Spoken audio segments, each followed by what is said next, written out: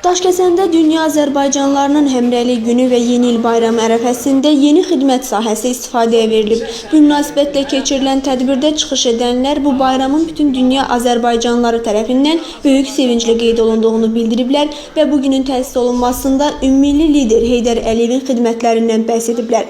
Tədbirdə vurğulanıb ki, dünyanın 100-dən çox ölkəsində qeyd olunan bu bayram dünya Azərbaycanlıları üçün əvəzsiz rol oynayır. Bir sıra dünya Azərbaycanlılarının qurultaylarının ölkəmizdə keçirilməsi soydaşlarımızın birliyinə, dostluğuna, həmrəyliyinə xidmət edir. Dünya Azərbaycanlılarının Həmrəylik Günü və Yeni il bayramı münasibəti ilə keçirilən mərasimdə Daşkəsən rayon İcra Hakimiyyətinin başçısı Əhəd Abiyev çıxış edərək ölkəmizdə, o cümlədən Daşkəsəndə sahibkarlıq fəaliyyətinin daha da inkişaf etdirilməsi üçün həyata keçirilən proqramlardan danışıb. Daşkəsən rayonunda çox gözəl bir əlamətdar gündür.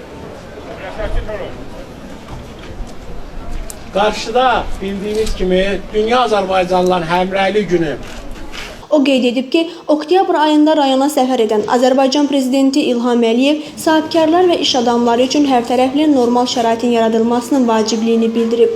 Bunun üçün Daşkəsəndə yeni proqram qəbul olunub. Yeni xidmət sahəsinin istifadəyə verilməsi proqramda nəzərdə tutulan tədbirlərdən biridir. Onu da qeyd edək ki, bu xidmət sahəsi rayonda müasir tələbləri özündə birləşdirən ilk ticarət mərkəzidir. Digər çıxış edənlər isə bütün Azərbaycanlıların həmrəyliyi və birliyi istiqamətində Azərbaycan Prezidenti İlham Əliyevin həyata keçirdiyi siyasəti dəstəklədiklərini bildiriblər. Daha sonra tədbir rayon mədəniyyət işçilərinin ifasında şən mahnı və rəqslərlə davam edib. Jalə Bayramlı, İlham Məmmədov, Nazir Quliyev, Səs TV, Daşkəsən.